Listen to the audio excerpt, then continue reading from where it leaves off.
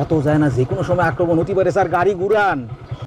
কি প্ল্যান করিস রে গোলাপ সর্দার? হ্যাঁ, দৌড় দিয়েও তো লাভ নেই, হুন্ডা চালায় ধরে ফেলাবি নি।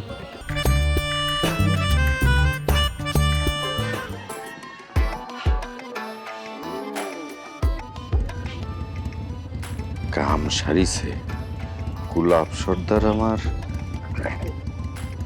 পিছু নিল কি জন্য? কি করবো এখন, দৌড় দেব নাকি? এই জন্যই জহিরের সাথে আনবার চাইছিলাম, বাটপারটা মনে কয় আগে থেকে জানত।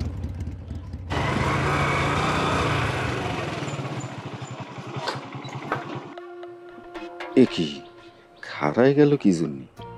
গতিবিধি তো সুবিধার মনে হচ্ছে না। একে তো দুইজন, তার উপর হাতে বন্দুক। আমার তাহেরা মনে কয় আইস বিধবাই হয়ে গেল রে।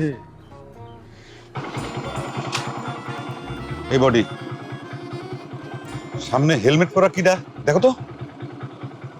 আগায়েন না স্যার, হেলমেট বানি হতে পারে, যে কোনো সময় স্যার আক্রমণের শিকার হতে পারি। কি করছো? এক কাম করো, তুমি একটু নেমে যাও, তোমার হাতে তো বন্দুক আছে, চেক করে আসো, যাও। না স্যার, এইটা তো আমি পারি না স্যার, মানে আক্রমণের শিকার না হলে তো আমি যাইতে পারি না স্যার। আমি তোমাকে অর্ডার দিছি, অর্ডার পালন করো, যাও। স্যার, আমার দায়িত্ব হলো আপনার বডি রক্ষা করা, আপনার উপরে আক্রমণ না হলে আমি কেউ করে যাই স্যার। আর স্যার কতজন আছে আমরা তো সেটা জানি না স্যার। কি কাম করেন স্যার, গাড়ি ঘুরান।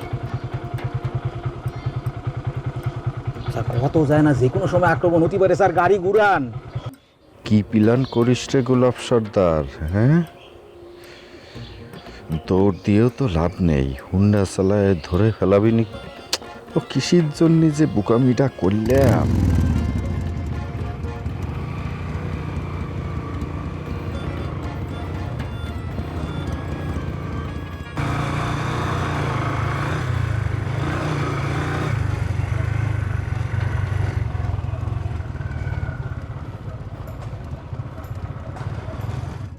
ব্যাপারটা কি? হুন্ডা ঘুরে নিয়ে চলে গেল, ভয় পাইছে বোধহয়।